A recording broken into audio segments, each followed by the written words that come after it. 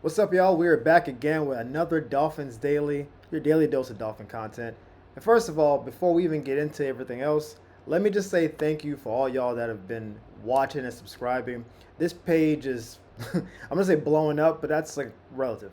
But we are already over 100 subscribers, and we've been here for a week. And that's because of you guys watching, sharing, tagging, doing all the fun stuff. So I appreciate you. Thank you very much. Um, there will be more stuff coming down the line. We'll get better as we go along, but just thank you for being here for the journey. Hopefully, I keep doing a good job, and let me know in the comments what you want going forward from the page because we're almost in the off season and it's going to be reckless. But let's get to the episode. Big news because it's Miami. Always something that's going down. This time, it's not really about Miami; it's about the league. So as you know, the NFL has been slowly expanding its reach for I don't know a decade or so, right? The Jaguars are always playing in the UK. They played in Germany last year. We played in Mexico. But now, for the first time, the NFL is going to Madrid. And they said, who can we have headlining a game in Madrid where people speak a lot of Spanish? Guess who they picked? Well, you know who it is. It's here on the line. They picked the Dolphins. So the Dolphins will be the home team for the first game ever in Spain, Madrid to be more precise, which is super cool. They'll be playing at, I think it's called Bernabeu Stadium. Bernabeu. It's where Real Madrid plays. I don't speak Spanish well. But it's just, so if you've seen Real Madrid, their home stadium, that's where the football game's going to be.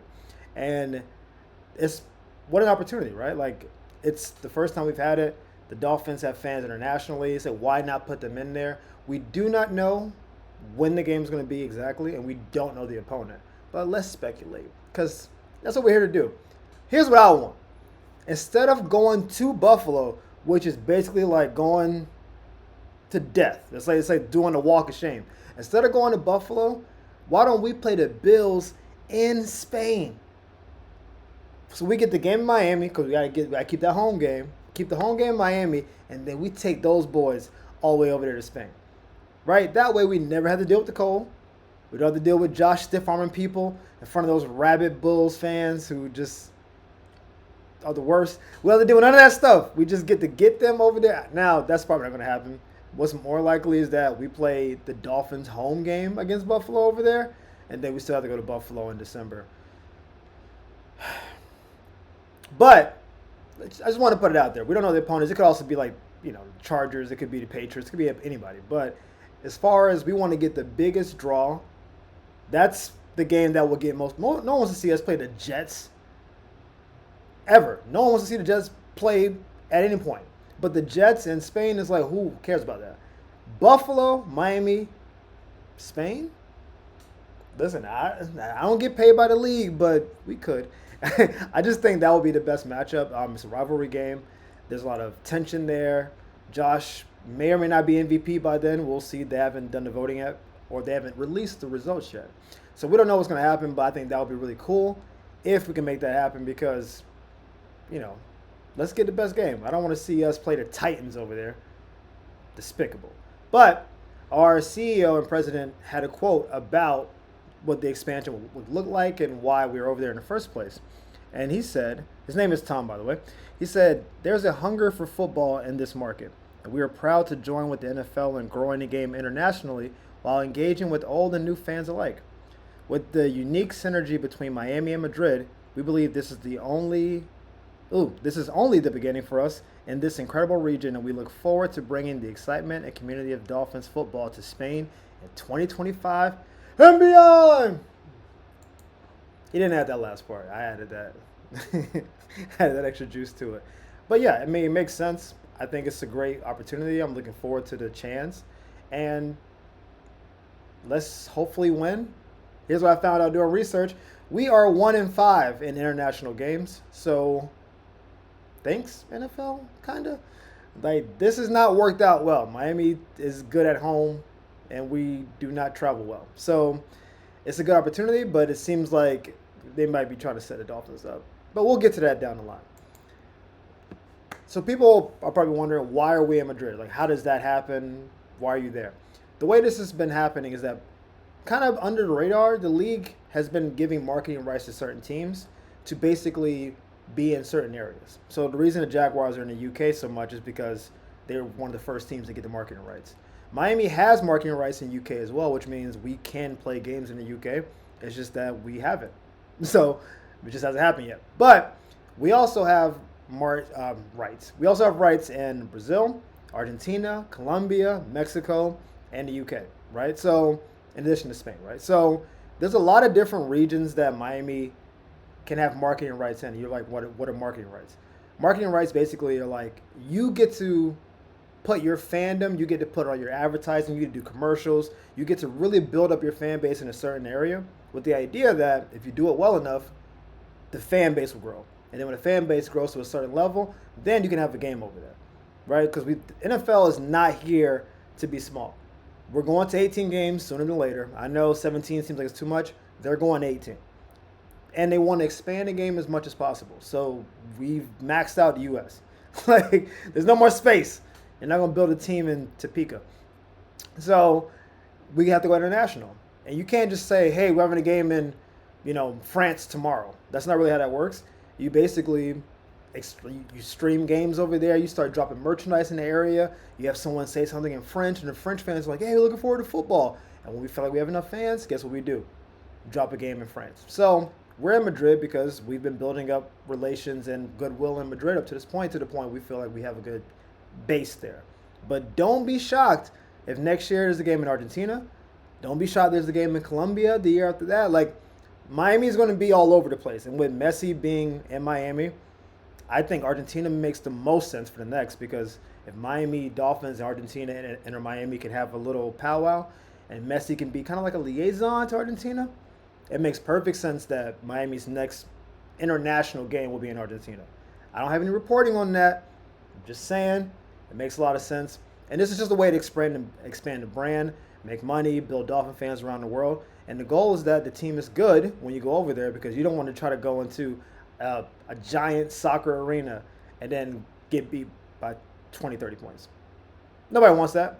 So that's what the marketing rights are. Other teams have them, right? So certain teams like the Eagles have exclusive rights to Ghana. No one else can really build up Ghana. I don't know what the Eagles' plans are, but there are certain cities, certain countries that a lot of teams have access to, Mexico being one of them, where like 5 or 6 different teams can have games in Mexico, and they kind of pick and choose who we want this year, what's the best matchup. I think we had Philadelphia versus Green Bay this year. And it's all right, cool.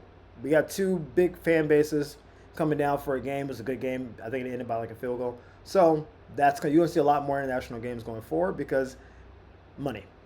It's like, I don't know how to say it. Like, more international games, money. You can say it however you want to say it. We want to grow the game. Money. Hey, wouldn't it be cool if we got Patrick Mahomes in Frankfurt to play? Money. You guessed it. So that's what's going to happen. And that is what's happening. And Miami is part of that because we'll be in Madrid in 2025. But we cannot end without something a little bit less, money driven, and something that's a little bit more fun. So again, I scoured the internet looking for Miami content. I'm doing all my stuff. And I came across a hypothetical trade. And it said, who would win this trade?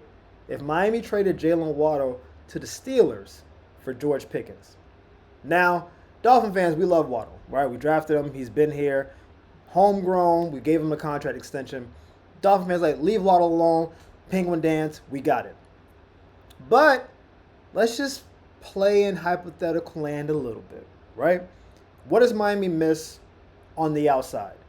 A big play receiver downfield, just a bigger body at receiver, and in the red zone, we are not good at throwing the ball in the red zone. If you look at the Dolphins' red zone touchdowns, they're either running or like tunnel and bubble screens, which is like you throw a screen and people go out and block, and then the running back runs behind them, which is why Devon Achane has like so many catching touchdowns. It's not him like run downfield catching the ball. It's quick ball and then big guys go block. And then Achane is just like do, and he gets behind him, he scores, right? But we don't do like the 2x1s, 3x1s where you have 2 or 3 receivers on one side and then 1-on-1 on one side, because our receivers are not big. So throwing a fade to a 5'10" receiver doesn't make sense. This is why Mike Evans always catches 10 touchdowns a year, because Mike Evans is always 6'5", and Baker just says, and then Mike Evans is like, get off me, catch. He does it all the time. Even at 30-something years old, Mike Evans is still him. We saw this with Calvin Johnson for a long time. You see this with other bigger receivers. It's why tight ends in the red zone are sort of valuable, because tight ends are usually 6'3" and above and like big. So they just kind of box you out and go up. We don't have those guys on the outside. So if you add George Pickens to the Dolphins, you have a deep threat that's a big receiver. But now in the red zone, hey, everybody on one side, George, you're going one-on-one. We're going to just throw it up, and then either you catch it or incomplete. It doesn't have to be some tight window, quick slant, back of the end zone throw, no tunnel screen. We need 4 guys to go block 5, and just, are you better than the guy in front of you? Throw it up, go get it.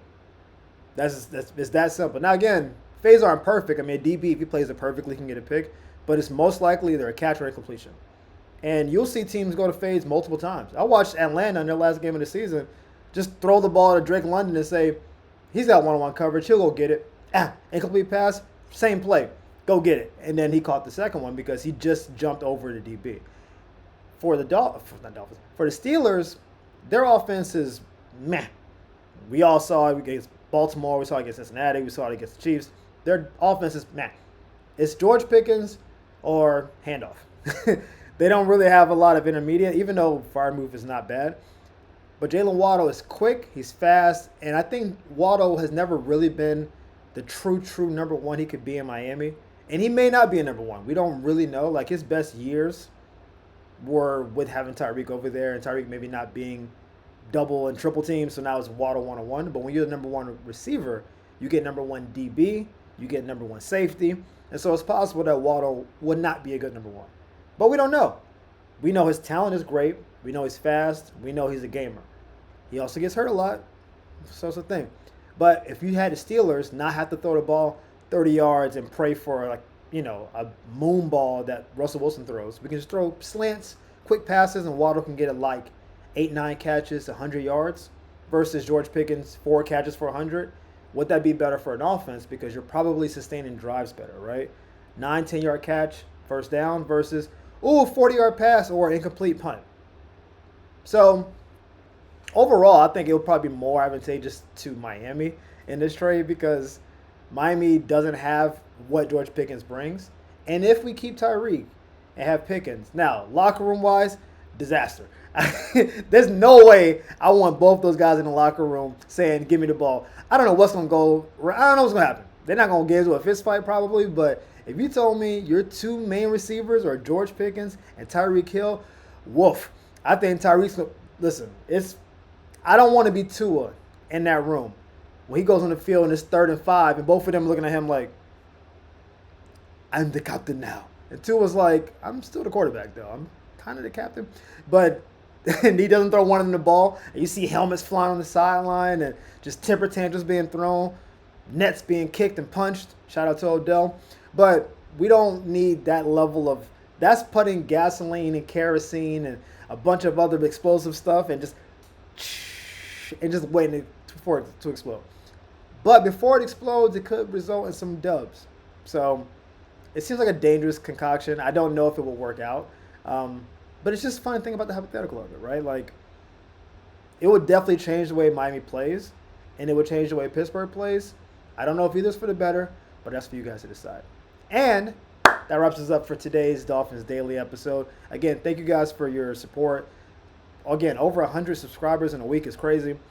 Keep telling your friends, subscribe, like, all that fun stuff. I hope you enjoyed it. I'll see you guys next time. Peace.